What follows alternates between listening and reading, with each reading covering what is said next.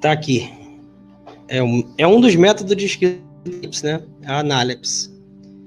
Então, vamos lá. Vamos começar aqui, então, pela definição. Só antes da gente começar, deixa eu só fazer mais um comentário breve, né? Sim, sim. O Apocalipse só tem a análise como método de escrita? Não. Você vai ter análise, você vai ter quiasmo, você vai ter figuras de linguagem, né? Metáforas, você vai ter hipérboles, que são exageros, uma forma de expressar uma coisa que não tem como expressa como hipérbole. Então, todas essas figuras linguísticas vão estar dentro do livro de Apocalipse. E não se pode negar elas, tá? Não se pode negar porque elas existem, ok? E se negar elas, uma hora ou outra, você vai ter ali alguns errinhos na interpretação. Mas errinhos é ruim? Erros sempre é ruim. A gente sempre tem que buscar a palavra mais limpa possível, ok? Óbvio que a gente vai se aperfeiçoando com o tempo, com os dias, com os anos, estudando, orando, pedindo direção a Deus. Mas o Apocalipse, ele usa muitas formas de escritas ali, muitas figuras de linguagem, muito tipo de interpretação textual, que nem sempre a gente vai ter que literalizar ou alegorizar tudo. Mas o Apocalipse a gente tem que entender que é um livro que é profético, são coisas que ainda não ocorreram, isso também já é uma outra forma de escrita, né? Onde você vai ter ali que se chama de prólipse, né? Que vai relatar eventos futuros. Então tem muitos tipos textuais ali de Apocalipse, e estudar isso é importante para entender a estrutura do livro, de como o livro é escrito e o que é a mensagem que ele quer passar. Amém. Glória a Deus. Então, vamos aqui para a definição de análisis, né? Vamos lá. Quando surge o termo análisis, nos mais variados contextos, este pode parecer estranho, mas sua função é conhecida por muitas pessoas, porém com nomenclatura. Por exemplo, flashback, né? Que nada mais é uma recordação, uma lembrança. Apesar de o uso do flashback ser mais corrente na linguagem do cinema, sua utilização também está na literatura, como em tantos outros meios, sendo seu sinônimo o vocabulário análisis. Amém? Beleza, perfeito também. Então, análise nada mais é do que um flashback, uma forma de narrativa textual, ok? Não só textual, que vai ter filmes que tratam sobre isso, aqueles filmes que começam no final, aí depois ele vai para o início, e aí ele vai desdobrando até a cena que começou, né? Porque ele já começa no final, vamos colocar assim. Então, é um tipo de análise textual, ou pode ser usado em filmes e cinemas, esse flashback, esse retorno, né? Contar uma narrativa, aí encerra essa narrativa e retorna lá no início, vai contar essa mesma narrativa com um ponto de vista diferente. Pô, eu lembrei, cara, tô até com a camisa da série do Flash, que o Barry Allen vem do futuro para salvar ele criancinha. A primeira cena é essa, né? Só que aquela cena dali só é explicada depois, lá na frente. Exatamente. Esse é um tipo de análise. Perfeito. Exatamente isso. Aí você vai ver a série toda e aí no final ela vai explicar a cena que começou. É isso aí. Irmão Jonatas comentou aqui, e que é baseado na lei e compila... Eu não peguei aqui, ter alguma ligação com algum comentário anterior. Achei que fosse um comentário novo. Mas é isso aí, o cinema aprendeu com Deus, né? Que no caso que o irmão quis dizer aqui, que isso já está na Escritura Sagrada. Sim. Esse método de escrita. Perfeito. É porque o que acontece, né? Se você vê o conhecimento, o que a gente existe, né? Vou pegar assim na estrutura de humanas, né? Não na estrutura matemática, mas na estrutura humana, tudo que a gente tem hoje é fruto do que já tinha lá atrás. A Bíblia é um grande exemplo disso. A Bíblia mostra de geopolítica, geografia, mostra de medicina, mostra de método de escrita. A Bíblia é o livro mais completo, até porque foi inspirada por Deus, o próprio Deus, né, que escreveu através do seu Espírito essas palavras. Então você vê que usou o Espírito com os profetas, né? Então você vê que a Bíblia é um livro completo. Qualquer coisa que você precisar, você pode ir na Bíblia que você vai achar a resposta. do que você está precisando. Amém. O irmão José Alves aqui, Produções, colocou assim: irmão, perdoe-me, mas o que quer dizer compila? Né? Compila é junção, é compilado, você juntar tudo. Você compila, Exatamente. você compilou. Você meio que pegou duas coisas que eram separadas e você compilou, você juntou elas em uma só. E aí você reduziu um espaço. Exatamente. É isso aí. O irmão Jonathan até colocou aqui também. Mas é isso aí. Amém. Vamos avançar aqui para o próximo slide. E aqui no slide, o que nós fizemos aqui, irmãos? Para nós pegarmos exemplos aqui de análepse, pegamos alguns trechos do Apocalipse. E aí nós vamos pegar aqui a volta de Cristo, por exemplo. A volta do nosso Senhor, né? Então nós pegamos aqui a volta de Cristo em análepse durante o Apocalipse. Nós sabemos que nosso Senhor volta apenas uma vez. Só que nós vamos ver que ele é citada algumas vezes. Isso é um exemplo de análepse. Amém? Amém, perfeito. O primeiro texto que nós vamos ler é o Apocalipse 6. Apocalipse 6, isso. Apocalipse 6, do 12 ao 17. Nós colocamos aqui até destacado em vermelho alguns pontos aqui para dar um realce no texto, né? E esse texto do Apocalipse 6, 12 é exatamente a abertura do sexto selo. A abertura do sexto selo, ela é a volta de... Então, a gente vê ali no texto, ó, Apocalipse 6, 12, ó, vi quando abriu o sexto selo. Sobreveio grande terremoto. O sol se tornou negro como um saco de crina, a lua toda como as estrelas do céu caíram pela terra, como a figueira quando abalada por um vento forte, deixa cair seus figos verdes. E o céu se recolheu como pergaminho quando se enrola. Então todos os montes e ilhas foram movidos de seu lugar. Agora olha aqui o que a gente destacou. Os terra, os grandes, os comandantes, os ricos, os poderosos e todo escravo e livre se esconderam nas cavernas e nos penhascos dos montes e disseram aos montes e aos rochedos: cai sobre nós, escondei-nos da face daquele que se assenta no trono e da ira do Cordeiro. Aqui é até interessante que ele mostra aqui, né? Quem está sentado no trono e da ira do Cordeiro, né? Sim. Porque chegou o grande dia da ira deles, e quem pode sustentar. Então esse é o primeiro texto aqui para colocar a nossa exemplificação do que é o Apocalipse. Amém? Quer falar, irmão Elber?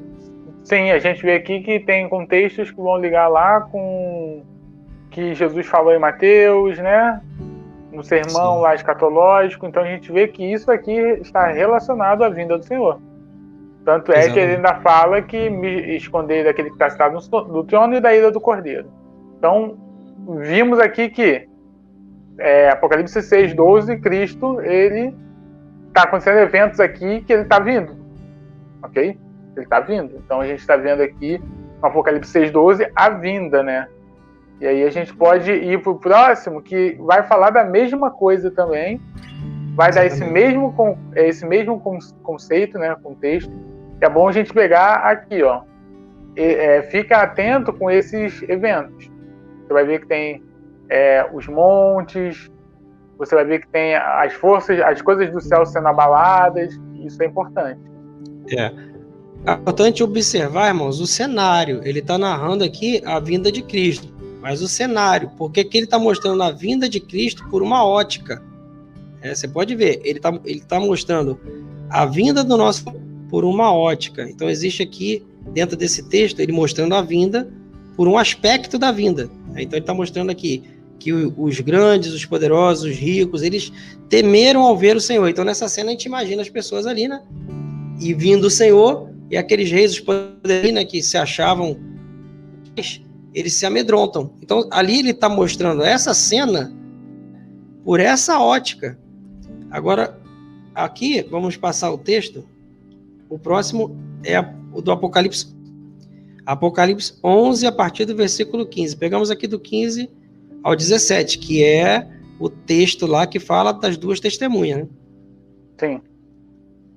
Quer que eu leia? Pode ler.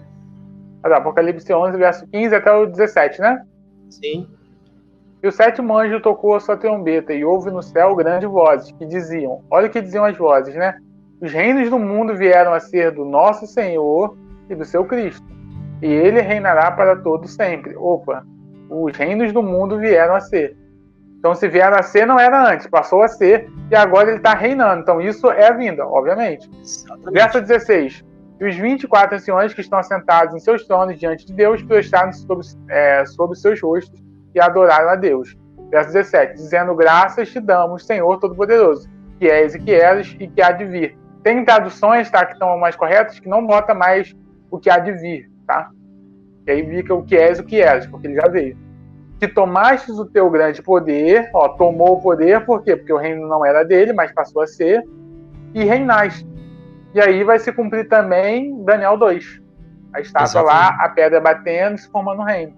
E o quarto animal sendo jogado no lago de fogo. Por isso que ele está reinando, ele está tirando as autoridades daqueles reinos, aqueles animais, está passando para ele. E importante aqui, irmãos, que a gente observa aqui, ó, outra ótica da mesma cena, está acontecendo uma análise. Isso já havia sido narrado antes. Então aqui está sendo novamente. A gente procurou até colocar na sequência, né, do capítulo 6 para o capítulo 11. E aqui está falando, o sétimo anjo tocou a trombeta.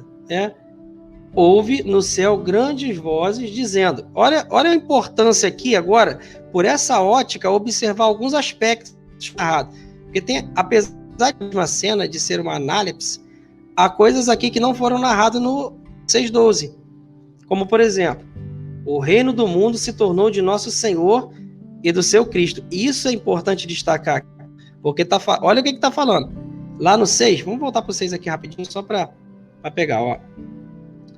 Aqui ele vai dizer: escondei-nos da face daquele que se assenta no trono. Ó, então a gente vê aqui um, e da ira do cordeiro. Aqui a gente vê outro. Ó, então a gente está vendo aqui, sentado no trono e cordeiro, pai e filho. Agora, quando a gente vai cá para o 11, a mesma cena, vista de um outro ângulo, olha o que acontece. Olha o que essas vozes dizem aqui. Reino do mundo, ou seja, todo mundo inteiro, né, se tornou de nosso Senhor, mas não apenas do Senhor, também do seu Cristo, ó, do nosso Senhor e do seu Cristo. Também tem dois aqui, né? Qual que você tá? No 11:15? 11:15. Não, então, isso vai estar no... Tem no 11:15, tem dois, exatamente. Perfeito. Exatamente. E ele reinará pelos séculos dos séculos. Aí, pegando aqui também, como observação que o irmão Elber colocou, em Daniel, quando a pedra bate nos pés da estátua, esse reino é um reino temporário ou é um reino eterno? Essa é uma pergunta interessante. Pergunta interessante. A gente se faz pergunta no texto aí. Não, o texto já responde. E ele reinará para todo sempre. O próprio texto já diz que é um reino eterno. Que é o reino do nosso Senhor Jesus. Sim. Amém. Só que é como eu costumo dizer, né, irmão Anderson? Nós estamos limitados pela nossa natureza. Tá? Até eu queria colocar isso, que eu acho que é importante, para a gente não focar, por exemplo, na eternidade. Porque nós não temos como suportar esse tipo de revelação. Você vai falar, por que você acha isso? Vou te dar duas coisas. Na eternidade não tem tempo e não tem morte. São coisas que permeiam a nossa natureza. Então, tentar entender a eternidade é a gente tentar entender uma coisa que transcende a nossa natureza. É a mais, é acima da nossa natureza. Se eu falar para você hoje, imagina você vivendo em um mundo onde não atua o tempo, onde você não tem a passagem de tempo. Você não vai conseguir mensurar isso. Se eu falar para você, imagina como seria o seu contexto em um mundo onde não vai haver morte. Você pode fazer o que você quiser, você pode sofrer qualquer tipo de dano ali, no caso, colocar assim, não vai haver morte. Você também não consegue mensurar. Então a eternidade é uma coisa que para nossa capacidade física terrena atualmente, é impossível saber, ok? Essa é minha visão, tá? Minha visão, amém. Porque eu acho que o ser humano ele não consegue suportar. Paulo, quando ele foi no céu, ele ouviu coisas que ele falou que não era para falar. Que não era para falar, porque não suportaria. Eu acho que quando a gente está em um contexto onde você não atua tempo, não atua morte, você ali, dá para entender a palavra, você vai ter amplo conhecimento, ou seja, seu cérebro não vai ser limitado, cara, é uma coisa surreal de você conseguir mensurar. Vamos avançar aqui para Apocalipse 14, 15, só para a gente, irmãos, não perder o fio e não perder o raciocínio. Aí, os textos aqui, já tá vendo que tá no final, né? Daqui a pouco a gente vai chegar lá no final. Já estamos no 14, falamos no Apocalipse 6, Apocalipse 11, agora Apocalipse 14, a 15 ao 19. É um outro texto que fala da vinda do Senhor, uma outra análise que vai estar contando a vinda do Senhor novamente. Quer ler, irmão? Pode ler, irmão. Pode ler. Tá, vamos lá, ó. Ele vai falar da ceifa, né? Outro anjo saiu do santuário gritando em grande voz, para que acha assentado sobre a nuvem. Toma tua foice e ceifa, pois chegou a hora de ceifar, visto que a seara da terra já amadureceu. Tá falando de colheita, né? Aqui é a colheita, a nossa colheita, né? Que é o arrebatamento. E aquele que estava sentado sobre a nuvem passou a sua foice sobre a terra, e a terra foi ceifada. Ou seja, aquela plantação que Jesus fez, né? Quando ele diz lá, eu sou o trigo, e se no chão e não morrer, fica só. Mas se morrer, produz muito fruto, né? Uma plantação. E essa plantação é que nós estamos cuidando. É o corpo de Cristo ali. E ele vai ser colhido. Aqui está acontecendo a ceifa. Ó. Aí, vamos continuar. Saiu ainda do altar outro anjo, aquele que tem autoridade sobre o fogo, e falou em grande voz ao que tinha a foice afiada, dizendo, toma tua foice afiada e ajunta os cachos da videira da terra, porquanto as uvas estão amadurecidas. Então tá vendo que tá tendo uma outra aqui também, ó. Teve uma colheita, né, ali que foi falada antes, aqui tá vendo uma outra colheita, ó. Então o anjo passou a sua foice na terra e vindimou a videira da terra. E lançou, uvas, né? Tá colhendo uvas ali, a figura das uvas, né? E lançou no lagar da cólera da ira de Deus. A gente até destacou aqui, lançou no lagar da cólera da ira de Deus, porque os textos anteriores também falam da mesma coisa, a volta de Cristo, e citam alguns da ira. Você quer falar alguma coisa, irmão? Não, sim, perfeito. E aí você vai ver que tem uma coisa interessante. Os 144 mil, eles são retirados como premissas. Premissas tem a ver com dízimo. Colheita tem a ver com premissas e dízimos também, que também tem ligação com a festa, que essa aí é a sétima. A festa das colheitas, tabernáculo, onde vai ser levado os frutos, as premissas dos frutos no tabernáculo. É levado 2 vezes, na festa das premissas e nas festas dos tabernáculos. O interessante aqui também, ó, quando fala lançou no lagar da glória de Deus, se a gente volta, acho que é no primeiro texto, aqui, do Apocalipse 6, lá no final, tá, do 12 ao 17, ó, no final ali diz, porque chegou o grande dia da ira deles, né? Quando ele fala lá do 6º selo, ó, aqui tá falando da ira, na volta de Cristo. Aí a gente entrou no Apocalipse 11, que é das 2 testemunhas, né? E também tá vendo a volta do... E aqui no 14 tá na colheita, tá vendo que é uma outra ótica, é um outro, ele tá olhando por outro, tá mostrando por outro ângulo a mesma cena. E aqui tá a colheita das uvas, né? Elas para ser lançada naquele lagar, que é onde as pessoas ficavam pisando, andando assim, pisando as uvas, né? E o nosso Senhor vai fazer isso, essas uvas vão ser pisadas no lagar da cólera da ira de Deus. Amém? A mesma cena. Perfeito. Então vamos avançar. Vamos avançar aqui. Aí aqui é o texto clássico de Cristo, né? Que é o Apocalipse 19, a partir do versículo 11. Aqui eu acho que é o mais conhecido, né? Sim. Aí não tem como, né? Esse texto aí, Apocalipse 19, é o texto mais famoso, vamos colocar assim, né?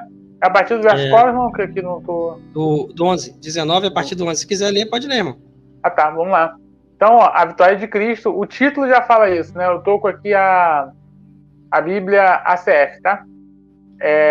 E vi o céu aberto. Eis um cavalo branco que estava assentado sobre ele, chamava-se Fiel e Verdadeiro. Então, o que estava assentado sobre o cavalo branco se chamava Fiel e Verdadeiro. e julga e peleja com justiça. E teus olhos eram como chama de fogo, e sobre sua cabeça havia muitos diademas. A diademas é igual a autoridade. E tinha um nome escrito que ninguém sabia, senão ele mesmo. E estava vestido de uma veste tingida em sangue. E o nome pelo qual se chama é a Palavra de Deus. Aí isso vai ligar lá com João 1:1. No início era o verbo se fez carne, tá? Verbo ali é a palavra, logos. Seguiam-se os exércitos dos céus em cavalos brancos, vestidos de linho fino, branco e puro. Até o verso 15, né? E da sua boca saiu uma aguda espada para ferir com ela as nações. E ele as regerá, eles as regerá. Quem? Esse cavaleiro vai reger as nações com vara de ferro. E ele mesmo é que pisa o lagar do vinho do furor da ira de Deus Todo-Poderoso, ok? Então a gente vê uma coisa aqui também que eu acho interessante, verso 14, que vão ter exércitos que vão seguir eles, e esse exército que vai seguir esse cavaleiro vai estar vestido de linho fino. Quem se veste de linho fino? Os 144 mil. Eles vão receber o quê? Vestiduras brancas. Tá? Então, esses que estão vindo com esse cavaleiro são os 144 mil. Amém. Amém. Então, é a mesma cena que está tendo aqui, tá vendo? E essa parte que fala aqui, que eu até destacou, ele vem vestido com um manto tinta de sangue. Por que o manto está tinta de sangue? Porque pisou o lagar da cólera da ira de Deus. Exatamente. E aqui... Pode falar, irmão. Pode falar.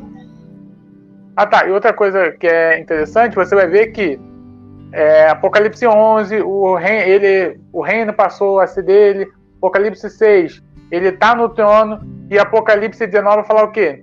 Ele vai reger é reinar as nações com vara de ferro.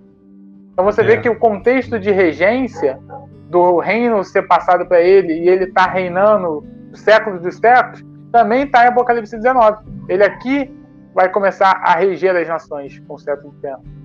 Exatamente. Aqui nem fala, não. O reino, né, do mundo se tornou do nosso Senhor e do seu Cristo. É a mesma cena. Todas essas passagens são análises da mesma cena. Ela vista por diferente, trazendo a mesma descrição, trazem alguns detalhes que outras não. E algumas focam mais em algumas coisas que outras não. Mas é a mesma cena. E está acontecendo análise, né, desse texto da volta de Cristo durante a leitura do Apocalipse. Perfeito. Aqui nesse slide, a gente também colocou aqui, só para exemplificar, irmãos, a gente lendo ele aqui, de baixo para a estrutura, a base de tudo em amarelo aí, é a lei de Deus, a Torá. É lá que é falado da criação do mundo, a gente depois vai até no livro de Gênesis também, fazer uma correlação e mostrar análises também em Gênesis, e correlacionar com análises também, mais algumas análises no Apocalipse. Então a base é a lei, né? E é com base na lei que os profetas profetizaram, ali de laranja, né? Em cima ali, de baixo para cima. Em conjunto com os históricos, os livros históricos. Porque a própria história também, ela profetiza o futuro. Deus, através da história da humanidade, ele mostra acontecimentos futuros que irão acontecer. E também dentro dos livros históricos que a gente tem na Bíblia. Então, em cima dessa base, que é o Antigo Testamento, né, conectando a lei, a Torá, né, a lei, os profetas, né, e os históricos ali, a gente vai ter os evangelhos, começam no Mateus, Marcos, Lucas, né, que é aqui. Os evangelhos é tudo isso aqui embaixo, a lei, os profetas, tá vendo? Tudo isso aqui. Tanto que o nosso Senhor Jesus falou, não pensei em revogar a lei e os profetas. Eu não vim revogar, eu vim cumprir, né? Aí aqui, juntamente com os evangelhos, tem as cartas de instruções à igreja. Que as cartas que Paulo escreveu, que João escreveu, as cartas pelas quais eles se comunicavam, que a gente tem ali no Novo Testamento, né? Então, a base para a revelação final aí do Apocalipse é tudo isso que vem abaixo. Então é impossível você ler em cima sem entender tudo isso aqui para baixo. Então é só para a gente mostrar essa composição aí também, para somar aí também com os irmãos. Né? Sim, perfeito. Agora o irmão quer ir para qual lugar? A gente vai para... Vamos aqui vamos ver alguns comentários primeiro, irmão? Beleza. E aí a gente vai lá pro Gênesis também. Show. Vamos ver aqui. A irmã Aninha colocou aqui o comentário também, ó, na eternidade em tempo sim, porque sempre estaremos comemorando festa do Cordeiro, tabernáculo, né? Isso aqui é bom a gente deixar para depois também, porque a gente vai unir também os textos, né, irmão, lá na frente. Ele vai bater com... Mas irmã, é só um acréscimo, né? Eu não vou nem citar ali a parte do Apocalipse. Mas vamos lá para a festa dos tabernáculos, você vai ver que ela vai durar, ela tem uma duração, tá? Mas ela vai ter um 8º dia ali naquela festa dos tabernáculos, esse dia é importante, tá? Esse dia é importante. Esse dia é o dia para sempre. Então você vai ver que você tem a festa dos tabernáculos estipulada e você tem um 8º dia ainda dentro dessa festa dos tabernáculos. Isso que a gente tem que atentar. Vamos lá pro irmão. Tá. Gênesis 1, beleza. Aqui, irmãos, vamos mostrar aqui também umas análises aqui no texto de Gênesis e depois a gente vai lá para o final de Apocalipse. Tá? Aqui vai narrar, o capítulo 1 de Gênesis vai narrar a criação. Especificamente no capítulo 1 vai estar 6 dias da criação. Aqui ele vai colocar, ó, houve tarde, manhã, o primeiro dia, tá vendo? Então, aí aqui, ó, vai estar o dia aqui no capítulo 5, né? O segundo dia aqui no 8. Aí vai os dias da criação, né? Aí quando chega aqui a partir do 23, aí ele vai narrar os dias ali chega aqui. Vamos pegar o foco para economizar tempo. Ó, 5º dia, a partir do 24 ele vai começar o 6º dia. Aqui começa o 6º dia. Vamos acompanhando o texto, ó. O 6º dia começa aqui. E aí o 6º dia vai terminar aqui. Termina o 6º dia. Então o capítulo 1 ele vai falar dos 6 dias da criação. O primeiro. Isso é até uma heresia, tá, irmãos? Depois a gente vai falar um pouquinho sobre isso. Aí aqui ele fechou explicando aqui a criação do homem. E aí depois no capítulo 2, aqui nesse trecho aqui, ele vai falar do 7º dia. E isso aqui é importante, ó. Isso aqui tem a ver com o milênio, ó. Assim, pois, foram acabados os céus e a terra e todo o seu exército. Ou seja, aqui no 7º dia terminado, ó, no 7º dia. E havendo Deus terminado no 7º dia, ele terminou no 7º dia. No 7º dia ele ainda estava trabalhando. Tá aqui. A sua obra que fizera, descansou. Dia. Aí é o dia de descanso, né? De toda a sua obra que tinha feito, e abençoou o dia 7º e santificou, porque nele descansou toda a terra, que como o Criador fizera. Tá? Aí aqui termina os 7 dias da criação, ó. Aqui no versículo do 2º capítulo de Gênesis. É isso? Versículo 3, 2, 3, isso aí. Terminou que termina tudo. Só que se a gente continuar lendo, aqui é que nasceu a heresia da Lilith, né? Isso aí. Nasceu a heresia por causa disso, só porque não foi observada a análise. Olha aqui. Formação do homem. Aí ele começa a descrever de novo o 6º dia aqui. Ele começa a detalhar a formação. O que ele não detalhou antes, ele começa a detalhar aqui no 4. Exatamente. Aqui ele detalha o 6º dia. Lá no capítulo 1, ele falou do 6º dia, disse algumas coisas a respeito, mas aqui, no capítulo 2, a partir do versículo 4, olha aqui, ele vai detalhar aqui. Aí aqui a gente vai ver, ó, o homem e a mulher sendo criados aqui em detalhes. Aqui ele tá ouvindo o batuque aí? Não, aqui tá tranquilo. Cara, que bom, meu fone tá ótimo, então. Ai, glória a Deus. Aqui, irmãos, então é isso que acontece, ó. Aí vai estar a formação da mulher. Aqui a tal que eles dizem que é a Lilith, mas ele está detalhando por análips a criação de Eva. Ele encerrou uma narrativa dos 7 dias e agora ele foi colocar coisas específicas do 6º dia, coisas específicas do homem que ele queria revelar, com uma ótica, com um zoom. Ele deu um zoom no 6º dia. Ele retornou naquele panorama geral. Exatamente. Olha só. Deu um zoom. Aqui vai falar do sono. Ó. Cadê Adão? O sono de Adão aqui. Então o Senhor Deus fez cair pesado sono sobre o homem. Este adormeceu, tomou uma das suas costelas e fechou com carne. Aí ele vai formar a mulher, ó. Formar a mulher aqui. Tá vendo? Estavam nus e não se viu. E aqui ele já vai começar uma outra narrativa, que é a que...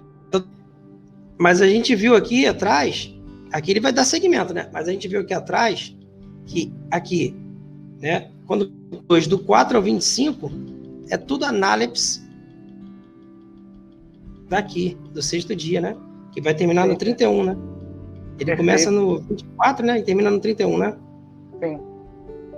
Então o capítulo 2 está acontecendo aí entre o verso 21, 24 e 31 do primeiro capítulo. Exatamente. Não, que eu vou querer depois em outro texto também, para eu dar um comentário sobre isso, onde acontece isso de novo. Gênesis 10. Ah, sim, ainda é Gênesis, né? Tá. Gênesis 10. Olha só que interessante, né? 10, qual versículo? 10:1. Vamos ler o 10:1. Ó. Esta, pois, são as gerações dos filhos de Noé, Sem, Cã e Jafé, e nasceram-lhes filhos depois do dilúvio. Olha que interessante agora. Vou ler o verso 5, tá? Por estes foram repartidas as ilhas dos gentios, nas suas terras. Cada qual segundo a sua língua. Olha, pega essa expressão aqui, tá? Cada qual segundo a sua língua. Ou seja, cada filho de Jafé falava uma língua própria, correto? O texto está mostrando aqui. Cada qual segundo a sua língua e segundo as suas famílias entre as nações. Então, nesse texto aqui, Deus já tinha separado as línguas. Só que, olha só, se a gente for lá no verso 11, o que vai falar? Vai lá no verso 11, irmão, por favor. Não, verso 11 não, capítulo 11, desculpa.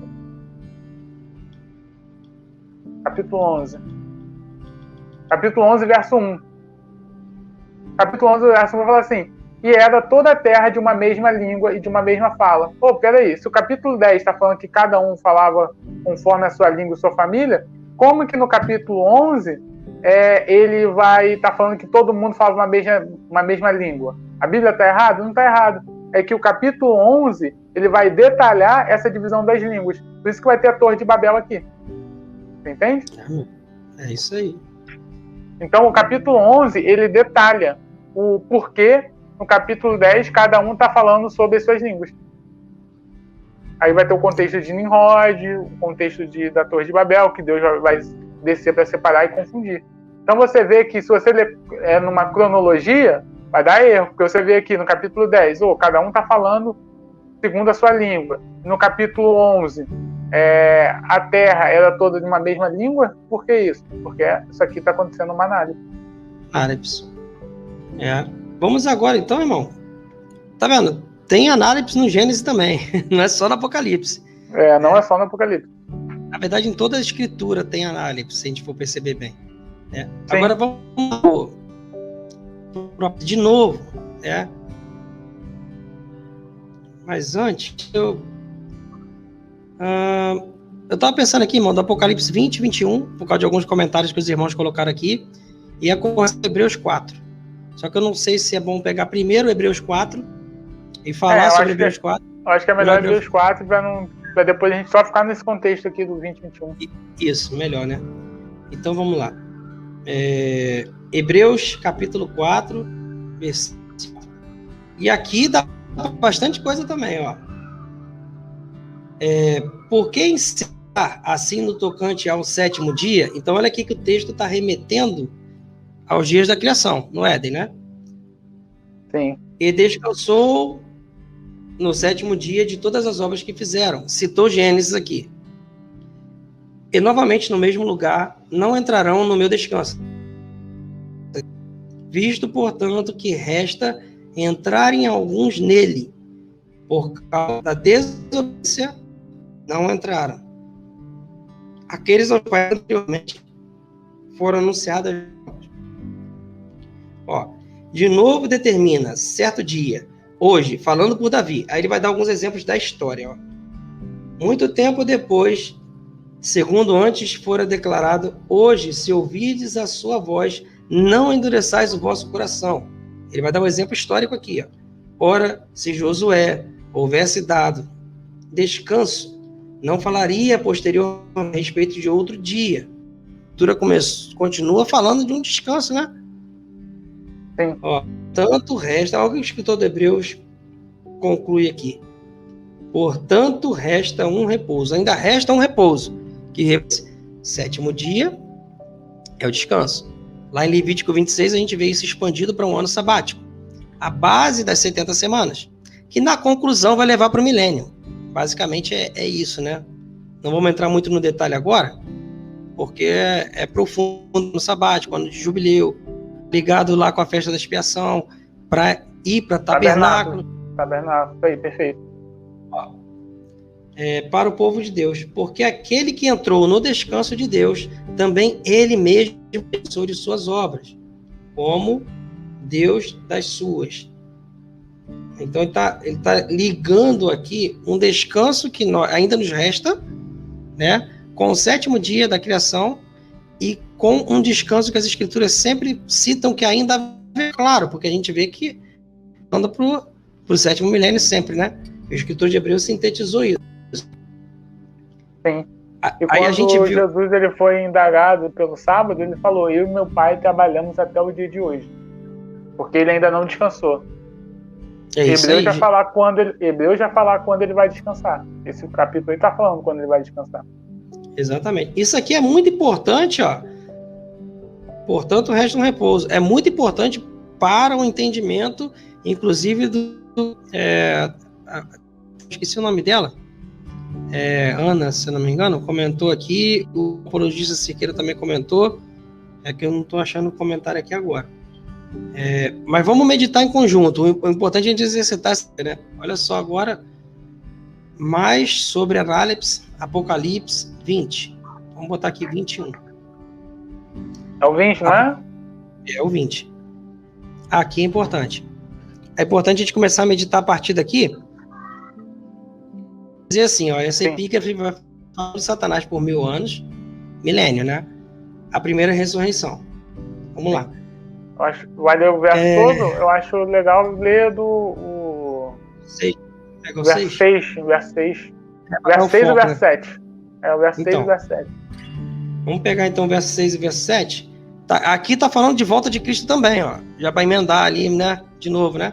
Porque o que acontece por ocasião da vinda do Senhor? Os eleitos ressuscitam. Os da primeira, os eleitos, os que vão ser reis, os que estão no seio de Abraão, né? Então, vai dizer aqui, ó. Bem-aventurado e santo é aquele que tem parte na primeira ressurreição. Sobre este, a segunda morte não tem piedade. Pelo contrário, serão sacerdotes de Deus e de Cristo. Ó, de novo ele está falando, né, irmão? Olha aqui, de Deus e de Cristo. De novo, os dois aqui. E reinarão com ele 1000 anos. Aí ele está falando que aqui, ó, ressuscitaram para reinar 1000 anos. Beleza. Amém. Então aqui, ó. Quando, porém, se completarem os 1000 anos, aqui já tem o milênio. O milênio foi falado só. Olha o ponto que ele falou. Calma aí, irmão Anderson, mas espera aí, ó. O verso 6 está falando aqui, ó. Vamos pensar aqui junto, ó. Bem-aventurado, santo é aquele que tem parte na primeira ressurreição. Esses têm poder sobre a segunda morte, eles não vão morrer mais, e eles reinarão 1000 anos. No verso 7 fala acabando-se os 1000 anos. Mas onde é que ele vai relatar o milênio no Apocalipse? Então ele não relata mais, porque depois o verso 21 é a eternidade, então o milênio não foi importante ser falado no Apocalipse. Ele decidiu, vamos pular esse assunto de milênio e a gente deixa para outros textos, por exemplo. É muito importante. A gente vai ter que achar onde que está se falando de milênio, ou onde não vamos falar onde está falando de milênio, porque eu não falei, né? Eu sempre estou aberto a novas interpretações, eu sempre gosto de observar, mas eu a gente tem que achar um milênio em algum lugar do Apocalipse, porque tem que se falar, né? Então eu acho que o 21 e 22 pode estar se falando de milênio, sim. Não de eternidade, então, no caso. Vamos então seguir na ordem o texto, considerando tudo isso que a gente viu aqui agora, que é extremamente importante, né? Então ele vai falar de milênio no finalzinho do versículo 6 e no início do versículo 7 do Apocalipse 20. Ele fala praticamente 2 linhas de milênio. Se for colocar ali, né? Ele fala, verso 5, mas os outros mortos não reviveram até que os 1000 anos se acabem. Esta é a primeira ressurreição. Verso 5 é esse. Vocês não vai reviver os mortos até que se cumpra o milênio. No verso 6 vai falar que é bem-aventurado e que vão reinar com Cristo 1000 anos. No verso 7, ele já acaba o milênio. Ele já acaba a narrativa do milênio. Acabando os 1000 anos, Satanás é solto. Então, aí vamos lá. Então quer dizer que ele não falou de milênio, ele deu uma introdução, um salto ali. Né? Então vamos lá.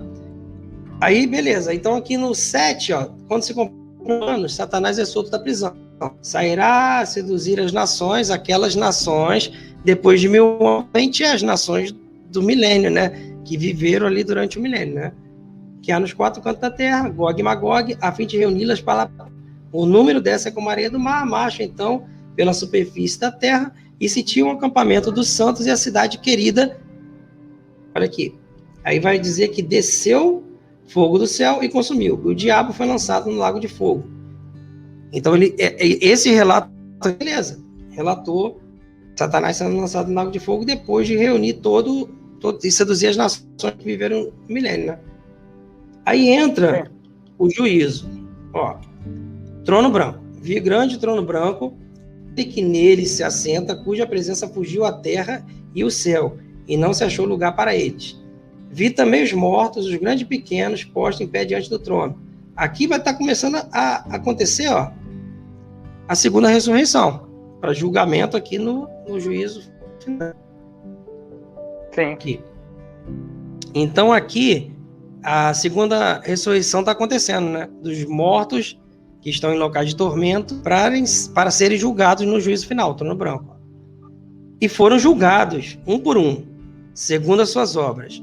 Olha aqui agora no 14, isso aqui é muito importante, Então a morte e o inferno, a morte e o próprio dos mortos, quer ver, Hades, tá vendo? É o Hades dos mortos. Se tivesse em hebraico, seria Sheol. Sheol, é porque está escrito em grego, né? Então é Hades. Então aqui, então a morte e o inferno, ou seja, a morte e o mundo dos mortos foram lançados para dentro do lago de fogo. Esta é a segunda morte. E se alguém não foi achado inscrito no livro da vida, esse foi lançado para o lago de fogo. Aqui acaba praticamente a história. Mas calma aí, irmão. Tem isso aqui, E agora? Tem o 21. É aqui que as pessoas pegam, algumas pessoas estão pegando, para falar que aqui é a eternidade. Mas vou analisar o texto aqui, com tudo isso que a gente viu a respeito de Análips, se realmente é isso, será que aqui realmente está falando que esse novo céu e nova terra é um novo céu e nova terra depois do milênio? Será que é isso? Porque quando a gente lê Pedro, 3, vai dizer que os elementos do céu se desfarão abrasados e as obras todas ali vai ser desfeitas e a terra toda vai ser atingida. Se não tem mais céu e nem terra, que a terra foi atingida, no caso ali tudo foi desfeito por ocasião ali da vinda do Senhor, da vinda como ladrão, que ele cita, né? O que tem que acontecer? Nova céu e nova terra.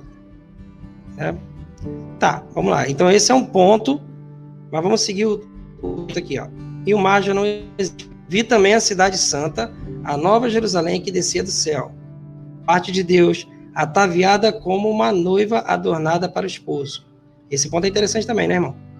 Sim. Eu acho algumas expressões aqui bem legais.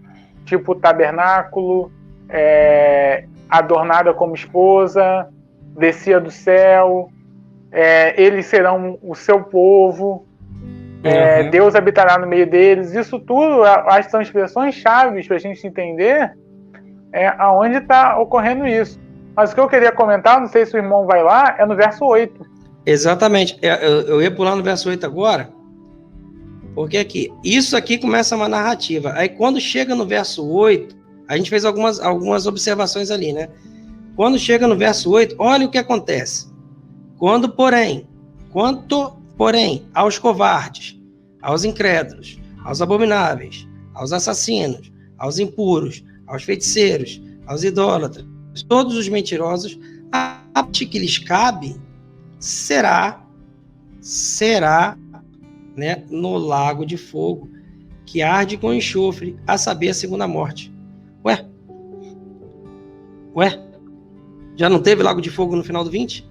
E a morte e o inferno já não foram lançados lá? Por que aqui está dizendo que terá? São pontos. E interessante, estão colocando quem? Tímidos, incrédulos, abomináveis, homicidas, que se prostituem, feiticeiros, idólatras, mentirosos. Se a gente está em um milênio e a gente vê que Satanás ele é preso e fala que o milênio vai ser um local de justiça e paz, por que está tendo tímidos, incrédulos, abomináveis, homicidas, prostitutas, feiticeiros e idólatras no milênio? No reino de Cristo. No caso, é quem coloca como eternidade, né? Coloca eternidade. Então. Não, mas até num reino de justiça e paz, né? Com Cristo regendo, Cristo não vai reger sobre isso aqui. Sobre mentirosos. Cristo não vai reger. Porque esses mentirosos, eles não vão entrar. Uhum. Tá entendendo? Então vamos lá. Se a segunda morte ela foi lançada, por que tá tendo segunda morte aqui? Aqui não é a eternidade? Exatamente. O que a gente pega aqui, voltando pro 20, né? Aqui, ó, a própria morte e o mundo dos mortos foram lançados por dentro do lago de fogo. Tá aqui, ó, 20:14, tá escrito isso. A segunda morte, lago de fogo. Aí quando você vai pro 21:8, aqui tá dizendo que serão ainda lançados, ó, será no lago de fogo. Todo esse povo aqui, impuro, abominável, feiticeiro, né? Sim. Serão. Ou seja, eles estão em algum lugar. Que não é o lago de fogo ainda. Estamos colocando aqui eu acho que é o Sheol. Então, estamos colocando as questões, ó. Estamos colocando as questões aqui, né? Tirando perguntas, né? Pra gente meditar, pra gente refletir e a gente buscar junto aqui, ó. Então, quer dizer, a gente tem um problema aí, né, irmão? Exercitar a dialética aí, né? Sim, não, você vai ter um problema, porque no verso 20 você já fala da morte sendo lançada. No capítulo no verso 20. 21, no capítulo 20 e no verso 21 você parece que volta a narrativa. Sim. E aí fala um pouco sobre tabernáculo, sobre seu povo, sobre descer adornada como esposa.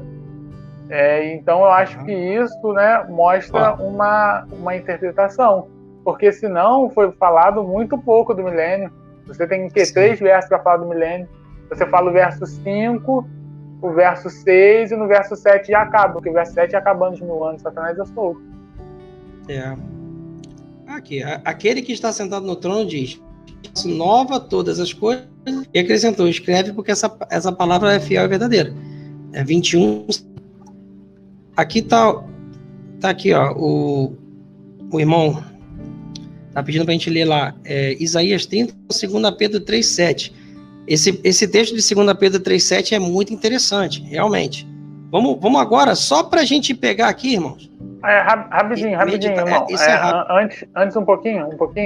Vai lá no 22, verso 7.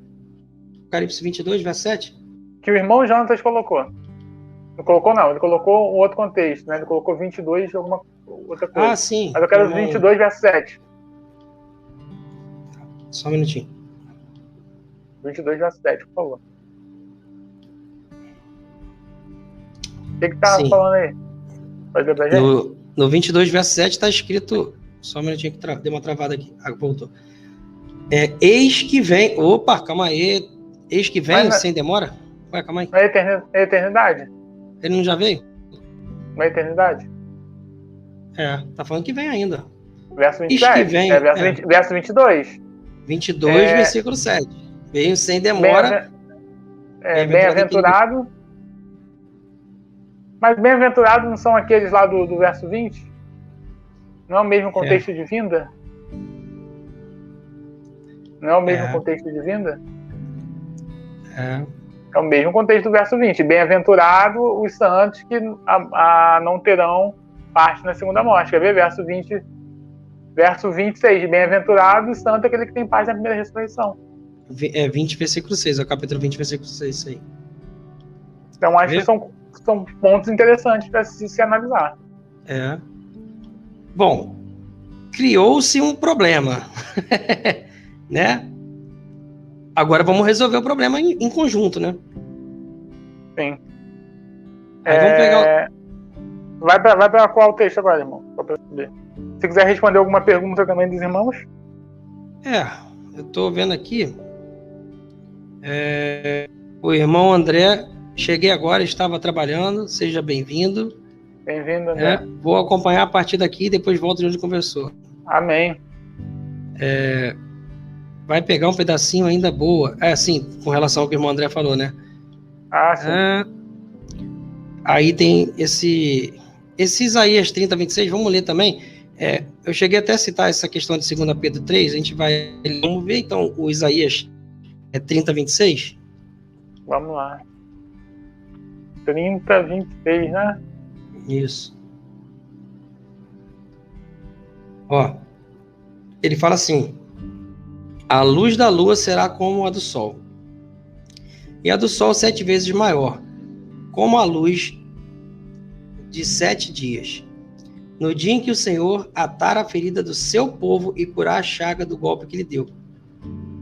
Aqui está falando, esse contexto de início do milênio. Sim, e o interessante aqui é que eu vejo uma restauração. O Senhor ligará a quebradura do seu povo. Então ele está restaurando, né? Ele está restaurando o seu povo. E olha só, a cura da sua chaga será, a sua ferida será curada. E aí eu fico pensando, sabe onde é que isso aqui está batendo? Um monte de Daniel das 70 semanas. 70 semanas estão determinadas sobre o seu povo, sobre sua santidade, para expiar pecados, livrar da iniquidade, dar fim aos pecados, expiar a iniquidade, ungir do santo dos santos, colocar justiça eterna. Exatamente. Então eu acho isso um ponto interessante. Um ponto interessante. Aqui, o dia que o Senhor curar a ferida do seu povo, né? Sim. Agora vamos para 2 Pedro. Esse texto de 2 Pedro também é bem importante para a gente ligar com o início do Apocalipse 21. 2 Pedro 3. Ele colocou 7. Pós-tribulacionista. Eu chamei o irmão de pré. Desculpa, irmão. Perdão. Vamos ver aqui, ó. Nessa carta aqui, Pedro vai falar lá, ele cita que houve a destruição da terra pelas águas que foram contidas, né? Faz até ligação com o que Jesus falou. Assim como foi nos dias de Noé, também será no dia da vinda do Filho do Homem, né? Então, ele liga o atrás aqui. Ele liga aqui, ó. Ele fala que o mundo foi feito pela água, pela palavra, e que as águas estavam entesouradas e elas caíram sobre a terra. Os céus estavam contendo as águas, caíram sobre a terra. E depois ele vai falar que, vai falar que muitos aqui vão falando, onde está a promessa da sua vinda? Porque desde que nossos pais dormiram, todas as coisas permanecem como desde o dia da criação. Porque deliberadamente esqueceram o tempo, houve céu e terra, água. Isso aqui eu estava querendo achar. Da água, pela palavra de Deus, veio a perecer o mundo daquele tempo, assim como foi nos dias de Noé. Jesus falou em Mateus 24, também será do homem, né? Afogado em água, falou dilúvio. Aí entra a questão que o irmão colocou ali, ó. Ora, os céus que agora existem, tá falando dos céus atuais, né? Os céus que agora existem e a terra, pela mesma palavra, têm sido dourados, mas não mais, olha aqui, para o fogo. Para o fogo. Sendo reservados para o o dia de juízo. Isso liga com Isaías 61 também, né? Que o Espírito de Deus está sobre mim, me ungiu a pregoar boas novas aos cativos, abertura de prisão aos presos, né? Anunciar o ano aceitável, que é o reino de Cristo, e o dia da vingança do nosso Deus, Isaías 61. Né? Aí vamos lá. Ó. Então, quer dizer que tem fogo para o dia do juízo e a destruição dos homens ímpios. Há, todavia, uma coisa que não deveria. Ó, isso aqui é muito importante. Ó. Vai ligar 4 e o dia da criação. Que para o Senhor um dia é como 1000 anos, e 1000 anos como um dia. Não é o Senhor a sua promessa. E aqui está falando de cumprimento da promessa. Isso aqui também é importante. É. Como alguns julgam demorada. Pelo contrário, ele é longânimo para convosco, não querendo que nenhum pereça. Que todos cheguem ao arrependimento. Aí ele vai falar o quê? Volta de Cristo. Entretanto, como ladrão, o dia do Senhor, no qual os céus passarão com estrepitoso estrondo, muito barulho, e os elementos se desfarão abrasados, o fogo caindo, né? Os elementos se desfazendo abrasadamente, o céu, fogo caindo, tudo sendo desfeito, ó. Também a terra e as obras que nela existem serão atingidas, visto que todas essas coisas hão de ser assim desfeitas. O que é que vão ser desfeitos? Céus e terra. E terra sendo desfeito. Deveis ser tais que vivem em santo procedimento e piedade, esperando, aqui está até mal traduzido, né? Apressando a vinda do... Não, é apressando-vos. Nós apressando, para a vinda do Senhor, né? A vinda do dia de Deus, por causa do qual os céus incendiados serão desfeitos. O céu sendo desfeito, ó. Os elevados se derreterão. Nós, porém, segundo a promessa, esperamos... Opa, isso aqui é interessante, ó. Novos céus e nova terra, nos quais habitam justiça. Muito importante. Muito importante. Porque vai ligar com o quê? Vai ligar com Apocalipse 21. Vi novos céus, nova terra. Tá aqui. Perfeito. Importante mesmo. Bem importante. Eu acho que com isso aí, né, acho que já ficou bem explicado essa parte do Apocalipse 21 e 22. A gente tem essa conclusão provisória. Eu te coloco, né, Apocalipse é a palavra de Deus, a gente tem que ter sempre discernimento, sabedoria e agir com conclusões provisórias e definitivas, né? O que seria um provisório? Provisórios que isso aí a gente já bateu o martelo com certeza. Eu posso dizer, tipo, a divindade de Cristo. Jesus é 100% Deus, 100% homem. Batemos o martelo nisso. Pós-tribulação, batemos o martelo. Judeus e gentios unidos no corpo de Cristo, né? Como Paulo chama, a igreja, a esposa. Um só cabeça. Também batemos o martelo, não há dicotomia de povos.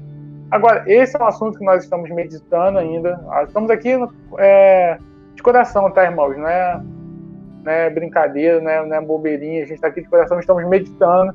E a gente chegou a essa conclusão. Essa é a sua conclusão definitiva? Óbvio que não. Óbvio que não. Isso aqui é a nossa conclusão provisória. Mas até aqui a gente está vendo coerência no que nós estamos falando.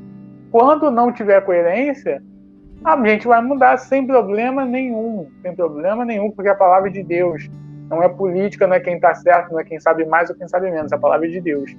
Todo mundo ali está caminhando, está se edificando, buscando a presença do Senhor justamente para a gente entender esse plano que Ele fez para as nossas vidas de redenção.